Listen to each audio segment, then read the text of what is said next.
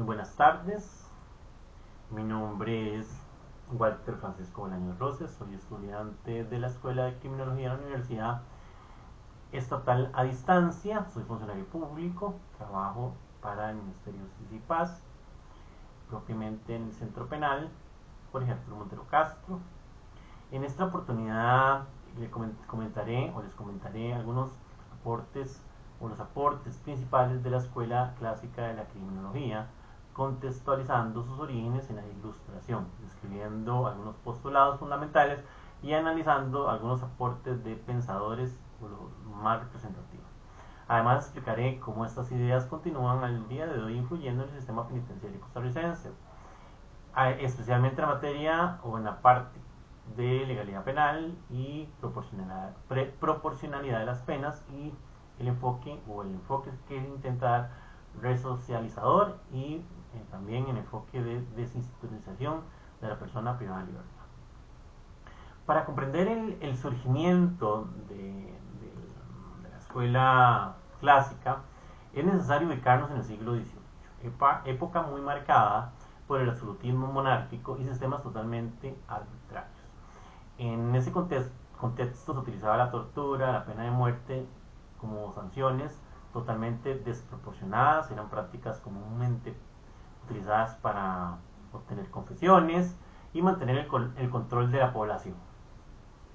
Con la llegada de la Ilustración se produce un cambio en el paradigma. Filósofos como Rousseau, Montesquieu proponen un modelo de sociedad basado en el contrato social, la igualdad ante la ley y el respeto a los derechos fundamentales. La criminología clásica surge como respuesta a ese contexto, buscando transformar el derecho penal en una herramienta racional y garantista. Como señala Cid y Laurini, esta corriente propone un sistema de justicia en que las penas se ajusten o se justifiquen no por venganza, sino por una utilidad social y su capacidad para prevenir futuros ilícitos. Esta visión marcará el inicio del derecho penal moderno y seguirá influyendo hasta el día de hoy. Elber explica que los antecedentes de la escuela clásica se encuentran en las críticas al sistema penal medieval, donde la culpabilidad no se basaba en actos, sino en condiciones personales, incluso en supuestas influencias demoníacas. Con el pensamiento ilustrado se abandona esa idea del delincuente predestinado y se entiende que el delito es una decisión voluntaria. Se entiende que el delincuente no está predestinado a delinquir, y se entiende que el delito es una decisión voluntaria de la persona. El individuo es visto como un ser racional que actúa por libre albedrío y por lo tanto puede elegir entre obedecer o transgredir la ley. En este marco histórico de la escuela clásica podríamos impulsaba principios fundamentales, como cuáles: la legalidad penal, todo está amparado en el marco de la ley; la proporcionalidad de las sanciones, no todos los delitos van a tener o van a poder proceder o van a tener la misma sanción; y el respeto a la dignidad humana, que a pesar de que la persona delinca, le tienen que garantizar algunos derechos fundamentales. Adicional, la certeza del castigo. Estos elementos sientan algunas bases para los sistemas penitenciarios que, más allá de castigar, buscan mantener el orden social mediante normas claras, las cuales se pueden estudiar, se pueden establecer, se pueden comunicar.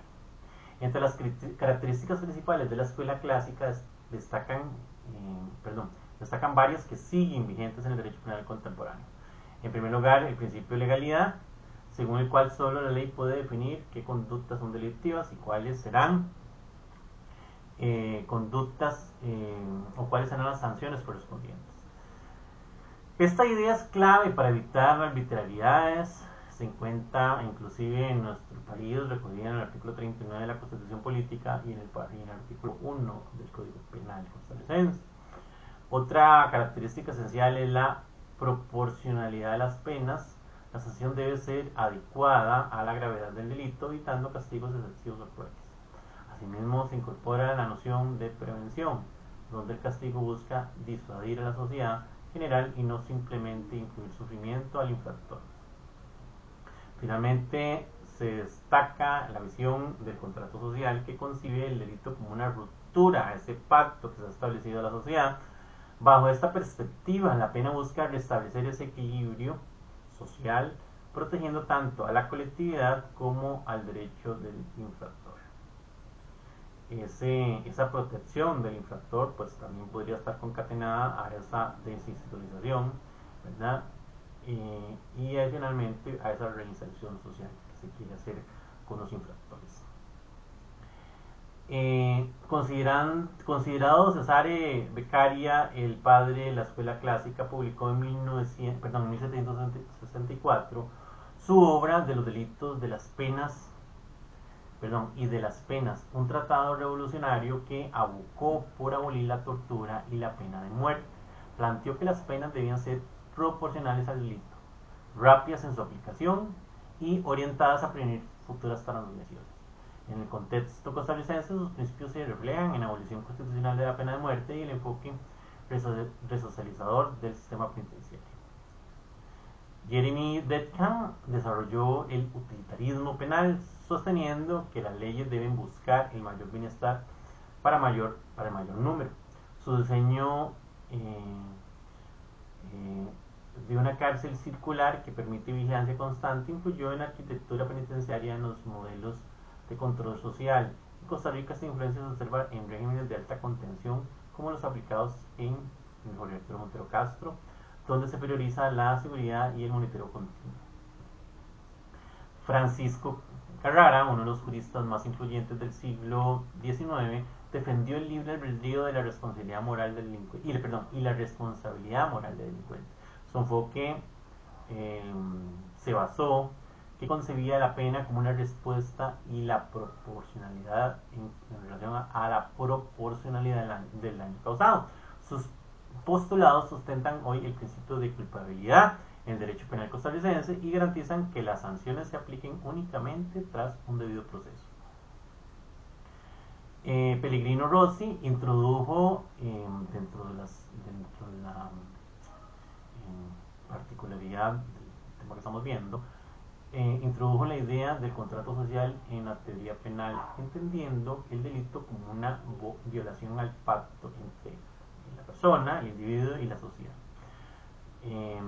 Para él, la pena restituye ese orden y protege a la colectividad. En Costa Rica, este enfoque respalda el equilibrio entre seguridad pública y derechos humanos en políticas penitenciarias y medidas de alta contención. Es importante tomar en cuenta que lo que se busca es que la sociedad sea una sociedad muy simétrica, ¿verdad? Y es una de las características del derecho penal costarricense. Lo que no busca el derecho nacional costarricense, el derecho penal, busca principalmente prevenir, no sancionar. Entonces, se previene ¿cómo? Fijando penas, fijando leyes, fijando procedimientos para que la persona en ese acato de la ley no cometa algún tipo de ilícito. Giovanni Camilleri es un puente entre la visión clásica y el humanitarismo penal. Destacó la función preventiva y correctiva de la pena, anticipando la noción moderna de prevención especial positiva que busca rehabilitar al infractor. Este enfoque inspira hoy en programas de educación, trabajo y tratamiento penitenciario en los centros penales costarricenses. Además, tenemos de la influencia de estos pensadores se observa claramente en las políticas y normas penitenciarias actuales de Costa Rica. El principio de legalidad, de Beccaria, permea todo el ordenamiento jurídico penal. El utilitarismo se refleja en la arquitectura carcelaria y los regímenes de control. El énfasis de Carrara en el debido proceso se aplica en procedimientos disciplinarios internos regulados por el sistema penitenciario nacional. El contractualismo de Rossi fundamenta las políticas de seguridad frente a delitos graves y la prevención especial de Carminani inspira, perdón, Carminani inspira los programas de reinserción social y beneficios como la libertad condicional. También podríamos decir que podría estar enmarcada también en los semi-institucionales en los ámbitos, en los centros semi-institucionales del sistema costarricense, penal costarricense, y también en lo que es los sistemas de NONAC en libertad condicional. Estas medidas también se observan en directrices administrativas recién implementadas en el sistema penitenciario costarricense, como por ejemplo la particularidad que ahora tenemos una población en un ámbito que se llama mayor contención. Esto es para algún tipo de delitos, algún tipo de perfil de personas que requieren un trato diferenciado en cuestión de custodia y vigilancia. Pero a pesar de eso se deben de manejar o se manejan normas de seguridad, principios de dignidad y legalidad. En conclusión, ¿qué podemos dar de conclusión de los diferentes pensadores y esa transformación que se ha venido o se vino dando o se está dando todavía al día de hoy de el marco de la legalidad en el sistema penitenciario, ¿verdad? Y en la criminalidad, cómo es el trato en la criminalidad de las personas, cuál es cuál es el análisis de la criminalidad o de la criminalidad en las personas privadas de libertad. Esta escuela clásica no solo marcó un hito en la evolución del derecho penal y la criminología, sino que continúa siendo un referente indispensable para comprender el sistema penitenciario. Los principios de legalidad, proporcionalidad, prevención siguen guiando las políticas criminales costarricenses, incluso en escenarios complejos de alta peligrosidad. A pesar de que argumenté muchas de las teorías basadas también en el sistema penitenciario, que es el que conozco, que me parecen teorías muy acertadas y que han hecho un cambio en relación a cómo vemos la población privada de libertad ahora. Todas estas teorías que estudiamos permiten analizar críticamente nuestras prácticas actuales en un contexto donde se debate constantemente la seguridad ciudadana, la protección de derechos humanos.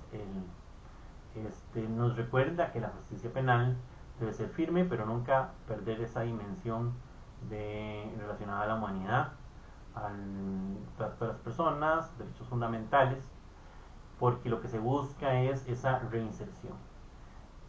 Con una reinserción adecuada de la población que da libertad a la comunidad, lo que evitamos es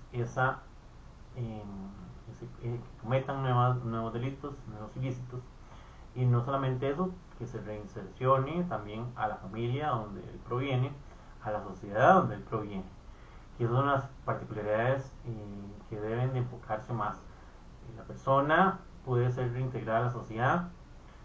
Hay altos porcentajes en Costa Rica de esa reinserción y debemos de analizar día a día con mayor detenimiento de dónde venimos hacia dónde vamos, relacionado a el sistema penal costarricense y la criminología y pues el principio de legalidad del sistema penitenciario costarricense. Esta ha sido mi exposición. Muchas gracias y muy buenas tardes.